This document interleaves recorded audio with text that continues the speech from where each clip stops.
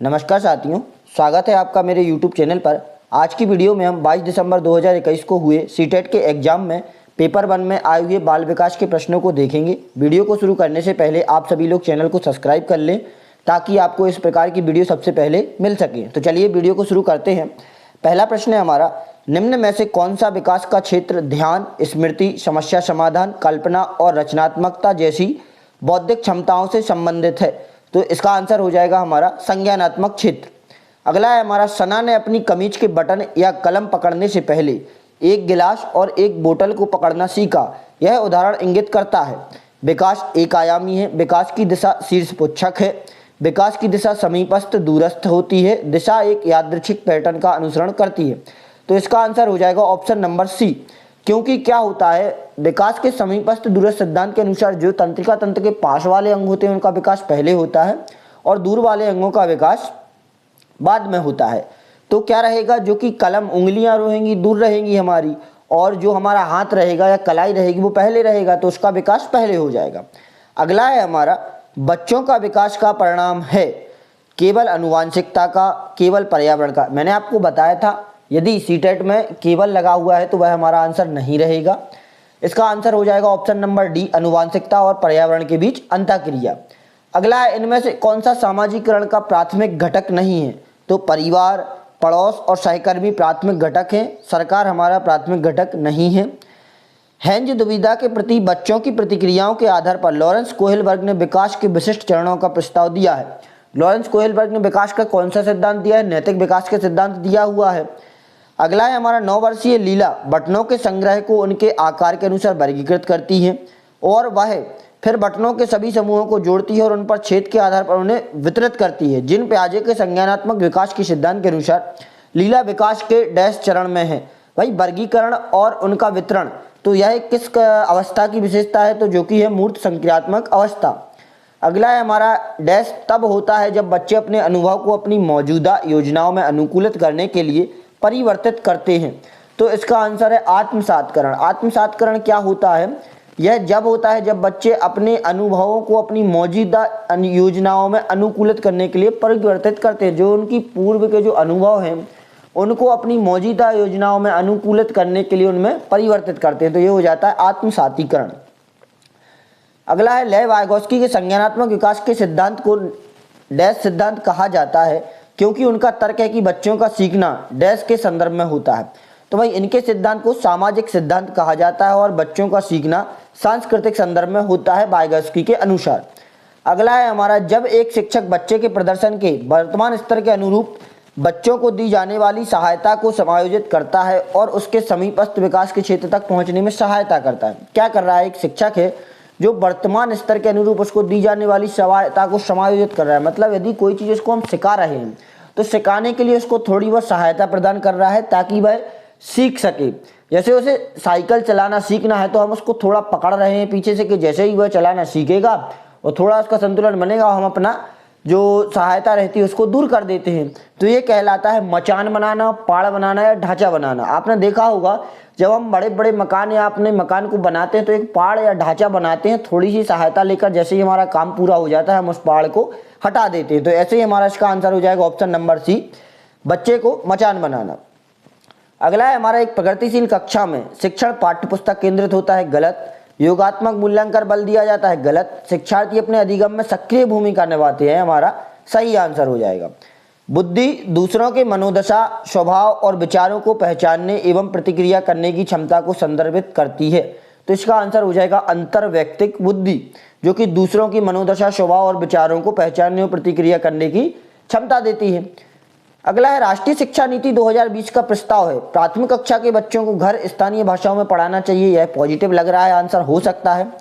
अगला, प्राथमिक कक्षाओं में शिक्षा की एक समान भाषा होनी चाहिए। नहीं भाई, अलग अलग बच्चों के अनुसार अलग अलग भाषा होनी चाहिए। सी, शिक्षकों को द्विभाषी दृष्टिकोण का उपयोग करने के लिए हतोत्साहित और पॉजिटिव कथन पूछा गया तो यह हमारा आंसर नहीं होगा।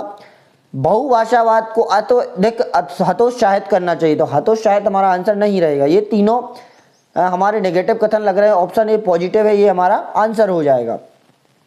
अगला है, एक स्कूल बैडमिंटन प्रतियोगिताओं के लिए छात्रों का चयन करते समय लड़कों और संगीत का प्रतियोगिताओं के लिए लड़कियों को वरीयता देता है, तो वह क्या कर रहा है भाई, सीधा सीधा लैंगिक रूढ़िवादिता को बढ़ावा दे रहा है। यह हमारा आंसर हो जाएगा। अगला है हमारा सतत एवं व्यापक मूल्यांकन में कौन शामिल है? मूल्यांकन के मापदंडों और उपकरणों पर योजना बनाना, यह सही है। शिक्षक द्वारा सावधानीपूर्ण अभिलेख रखना, यह भी सही है। बच्चों का आवधिक परीक्षण और रैंकिंग, भाई नई शिक्षा नीति जो आई है उसमें भी और यहाँ तक है कि बाल विकास एवं शिक्षा शास्त्र में बताया गया है कि हमें बच्चों की रैंकिंग नहीं करनी है, तो यह हमारा गलत रहेगा। और 4 शिक्षण अधिगम प्रक्रिया के साथ एकीकरण, तो हमारा पहला, दूसरा और चौथा सही है, ऑप्शन नंबर ए। अगला है राष्ट्रीय शिक्षा नीति 2020 के अनुसार मूल्यांकन के लिए अंतर्निहित सिद्धांत क्या होना चाहिए? मुख्य रूप से रटन कौशल का परीक्षण, रटन हमारा कभी मुख्य रूप से नहीं रहेगा। केवल विषय वस्तु, भाई केवल आ गया है तो केवल हमारा आंसर नहीं रहेगा। सभी छात्रों के लिए अधिगम और विकास का अनुकूलन, यह बिल्कुल हमारा आंसर हो जाएगा। अगला है हमारा विकलांग व्यक्तियों के लिए भारतीय संसद द्वारा पारित नवीन नियम निम्नलिखित में से कौन सा है? राष्ट्रीय शिक्षा नीति, ऑप्शन बी विकलांग व्यक्ति समान अवसर अधिकारों का संरक्षण और पूर्ण भागीदारी अधिनियम, ऑप्शन सी विकलांग व्यक्तियों के अधिकार अधिनियम, ऑप्शन डी शिक्षा का अधिकार अधिनियम। तो नवीन जो पारित हुआ है वह है ऑप्शन बी विकलांग व्यक्ति समान अवसर अधिकारों का संरक्षण और पूर्ण भागीदारी अधिनियम। अगला है हमारा निम्नलिखित में से कौन सा कथन प्राथमिक कक्षा में समावेश की भावना का उचित वर्णन करता है? भाई समावेश की भावना ऐसी भावना होती है जिसमें सभी छात्र, चाहे वह तीव्र बुद्धि, मंद बुद्धि, सामान्य व्यक्ति, दृष्टिबाधित, विकलांग या किसी भी समस्या से संबंधित हो, सभी को एक ही कक्षा में अध्ययन कराया जाता है। यह समावेश की अवधारणा होती है या भावना होती है। तो इसका वर्णन क्या रहेगा? शिक्षक केवल मानक और एक समान भाषा, भाई पॉजिटिव कथन पूछा गया और मैंने आपको बताया यदि केवल ऑप्शन में है तो यह हमारा आंसर नहीं रहेगा। शिक्षक कुछ जाति समूह के बच्चों के प्रति पूर्वाग्रह रखता है, भाई किसी भी जाति समूह के बच्चों के प्रति शिक्षक का पूर्वाग्रह रखना हर स्थिति में गलत रहेगा। ऑप्शन डी शिक्षक को विशेष शैक्षिक आवश्यकता वाले बच्चों से कोई अपेक्षा नहीं होती, यह भी गलत है। ऑप्शन डी शिक्षक सांस्कृतिक रूप से उत्तरदायी अध्यापन का अभ्यास करता है, यह सही है। अगला है एक प्रतिभाशाली छात्र को परिभाषित करने वाली विशेषताओं का समूह, तेजी से सीखता है, वो याद रखता है, सही है। सतर्क है, बहुत चौकस है और जल्दी से प्रतिक्रिया करता है, सही है। त्वरण के साथ मतलब तीव्र गति के साथ बेहतर प्रदर्शन करता है, यह भी सही है। तो ऑप्शन नंबर सी हमारा आंसर हो जाएगा। गंभीर दृष्टिबाधित छात्रों को शामिल करने के लिए निम्नलिखित में से कौन सी प्रभावित शैक्षणिक रणनीति नहीं है? सहज और स्पष्ट रूप से बोलना, यह उन्हें लाभकारी होगा। त्रिमिमीय मानचित्र और चार्ट 3D वाले, तो यह उन्हें भी सहायक होंगे। फेल्ट बुक्स और फेल्ट बोर्ड्स, यह भी सहायक होंगे। विजुअल प्रेजेंटेशन देने के लिए कंप्यूटर का उपयोग, भाई गंभीर दृष्टिबाधित है तो विजुअल प्रेजेंटेशन उनके लिए बिल्कुल लाभकारी नहीं होगी, तो ये नेगेटिव कथन हो गया हमारा आंसर। अगला है शिक्षकों को सभी बच्चों के लिए सार्थक अधिगम की सुविधा के लिए सीखने के विविध अवसर प्रदान करने चाहिए, भाई सही बात है, कारण सभी बच्चों में सीखने की क्षमता होती है। यह भी बात सत्य है कि प्रत्येक बच्चे में सीखने की क्षमता होती है, बस केवल सिखाना आना चाहिए। तो हमारा ऑप्शन ए और आर दोनों ही सही हैं। आर और ए की सही व्याख्या करता है। नियंत्रण अवस्थान वाला एक छात्र परीक्षा में अपनी विफलता का श्रेय डैश को देगा, वह दुर्भाग्य को अपना श्रेय देगा। अगला है हमारा एक प्रगतिशील कक्षा में एक प्रभावी वातावरण बनाते समय निम्नलिखित में से किसे ध्यान में रखा जाना चाहिए? अन्वेषण को प्रोत्साहित करने के लिए सामग्री को व्यवस्थित करने के तरीके, अन्वेषण मतलब खोज, तो इसको हमें हमेशा से प्रोत्साहित ही करना है। दूसरा, जोखिम लेने वाले छात्रों की सहायता करने के तरीके, यह भी सही रहेगा। ऑप्शन थी कुछ क्षमता वाले छात्रों के एक समूह में रखना, भाई मैंने आपको बताया है समूहन, उनका चित्रांक मतलब उनको अंक देकर एक श्रेणी में बांटना या अलग करना, ये हमें नहीं करना है। चौथा, मूल्यांकन के विभिन्न तरीके, यह भी लाभकारी होगा, तो पहला, दूसरा और चौथा। अगला है हमारा निम्नलिखित में से कौन एक सहकारी अधिगम रणनीति है? सहकारी अधिगम मतलब जिसमें हम समूह का भाग लें, समाज से मतलब सबका उसमें हम संयोग लें, तो आकार देना, श्रृंखला, सामाजिक अलगाव या पारस्परिक पूछताछ, यह हमारा आंसर हो जाएगा। अगला है हमारा मोहन छात्रों को आयतन की अवधारणा सीखने में मदद करने के लिए विभिन्न क्षमताओं वाले पात्र प्रदान कर रहा है। फरहान ने छात्रों से कचरे के निपटान को एक यांत्रिक कार्य बनाने की संभावना पर विचार मंथन करने के लिए कहा, ताकि लोगों को यह छोटा काम ना करना पड़े। दोनों शिक्षक अपनी कक्षा को नियोजित कर रहे हैं, भाई एक अलग तरीके का प्रयोग कर रहे हैं, मतलब क्रिएटिविटी बता रहे हैं, तो इसका आंसर हो जाएगा रचनावाद। अगला है अभिकथन शैक्षणिक अधिगम के अलावा एक शैक्षिक व्यवस्था में छात्रों की सामाजिक भावनात्मक आवश्यकता पर ध्यान देना महत्वपूर्ण है, बिल्कुल सही कथन है। कारण अनुभूति में भावनाएं महत्वपूर्ण भूमिका निभाती हैं। यह भी इसका कारण भी सही दिया हुआ है, हमारा आंसर हो जाएगा ऑप्शन नंबर ए। अगला है शैक्षणिक कार्यों में बच्चों के द्वारा की गई त्रुटियों को समझना। भाई त्रुटियों को समझना क्यों जरूरी है? केवल छात्र की भौतिक क्षमता का आकलन करने में प्रासंगिक है, गलत। केवल लगा हुआ है तो यह हमारा वैसे भी आंसर नहीं रहेगा। केवल शिक्षण में शिक्षक की दक्षता का न्याय, यहाँ भी केवल आ गया, ये भी आंसर नहीं होगा। ऑप्शन सी शिक्षण के साथ साथ अधिगम प्रक्रिया को समझने के लिए प्रासंगिक है, या ऑप्शन डी शिक्षण या अधिगम से संबंधित किसी भी क्षेत्र के लिए प्रासंगिक नहीं है, गलत। हमारा आंसर हो जाएगा ऑप्शन नंबर सी। अगला है हमारा आलोचनात्मक चिंतन। आलोचनात्मक मतलब होता है किसी चीज के गुण दोषों पर विचार करना आलोचनात्मक हो जाता है। तो आलोचनात्मक चिंतन में शामिल है मेटाकॉग्निशन, विश्लेषण और प्रतिबिंब, तीनों ही चीजें शामिल है। ऑप्शन नंबर ए हमारा आंसर हो जाएगा।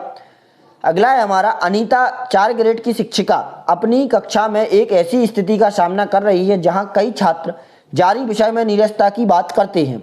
इस परिदृश्य में उसे चाहिए भाई इन छात्रों पर ध्यान ना दे, गलत हो जाएगा। हमें हर छात्र पर ध्यान देना है। भाई क्यों नीरसता का अनुभव कर रहे हैं? ऑप्शन बी इन छात्रों को दंडित करें और उनके माता पिता को सूचना दे दें। दंडित क्यों करना है भाई? उनके कारण को जानिए कि भाई क्यों नीरसता का अनुभव कर रहे हैं, क्यों क्लास में ध्यान नहीं दे रहे हैं। ऑप्शन सी पाठ की सामग्री और शिक्षण पद्धति पर चिंतन करें, यही हमारा आंसर होगा कि भाई हमें सामग्री और शिक्षण की पद्धति पर चिंतन करना होगा कि क्या हमारी पद्धति में कोई कमी है जिस कारण से छात्र नीरसता का अनुभव कर रहे हैं और सीखने में समस्या कर रहे हैं। ऑप्शन डी में दिया हुआ है मान ले कि ये छात्र सीखने में सक्षम नहीं, मैंने अभी अभी आपको बताया हुआ है और अभी हमने पढ़ा है कि प्रत्येक छात्र में सीखने की क्षमता होती है। अगला है हमारा एक शिक्षक को अपने छात्रों को कार्यों के लिए आंतरिक रूप से प्रेरित होने के लिए प्रोत्साहित करने के लिए क्या करना चाहिए? भाई अपने छात्रों को आंतरिक रूप से प्रेरित करने के लिए उनको हमें प्रोत्साहित करना है, तो क्या कर सकते हैं हम? पहले स्थान पर रहने वाले छात्रों को 5 स्टार मिलेंगे, यह गलत रहेगा। स्थान में हमें नहीं डिवाइड करना। ऑप्शन बी मुझे देखने दो कौन पहले खत्म करता है, यह भी हमें नहीं करना है, क्योंकि जो इससे क्या होगा, जो कुछ छात्र रहते हैं, जो होशियार छात्र रहते हैं, वो तो प्रक्रिया में शामिल हो जाएंगे, लेकिन जो अन्य छात्र रहेंगे वो इस प्रक्रिया से दूर रहेंगे, वो निष्क्रिय हो जाएंगे। ऑप्शन सी इस पर काम करना बहुत दिलचस्प है, आइए देखें इस गतिविधि में हम क्या कर सकते हैं। यह एक ऐसा कार्य है जिसमें सभी छात्रों को इसमें रुचि जगेगी और सभी छात्र भाग लेंगे, तो यह हमारा आंसर हो जाएगा। अगला है हमारा आखिरी प्रश्न, अधिगम की गति है पूरी तरह से व्यक्तिगत कारकों पर निर्भर, पूरी तरह से पर्यावरणीय कारकों पर निर्भर। अधिगम मतलब सीखना भाई व्यक्तिगत और पर्यावरणीय दोनों कारकों की परस्पर क्रिया पर निर्भर है, तो ये हमारा आंसर हो जाएगा। आशा करता हूं आपको वीडियो पसंद आई होगी। आप सभी लोग चैनल को सब्सक्राइब कर ले। मैं आपको सीटेट के सारे प्रश्न जो कि बाल विकास के अभी तक आए हुए हैं आपको डाल दूंगा, जिससे आपको पढ़ने में आसानी होगी। आपको बता दूं कि सीटेट में जो प्रीवियस ईयर एग्जाम होते हैं अक्सर रिपीट होते रहते हैं, पुराने प्रश्न हर सब्जेक्ट के आप लोग देखकर ही जाएं। आशा करता हूं वीडियो पसंद आई होगी, और वीडियो पसंद आई हो तो वीडियो को लाइक करें, चैनल को सब्सक्राइब करें। मिलते हैं अगली वीडियो में, धन्यवाद।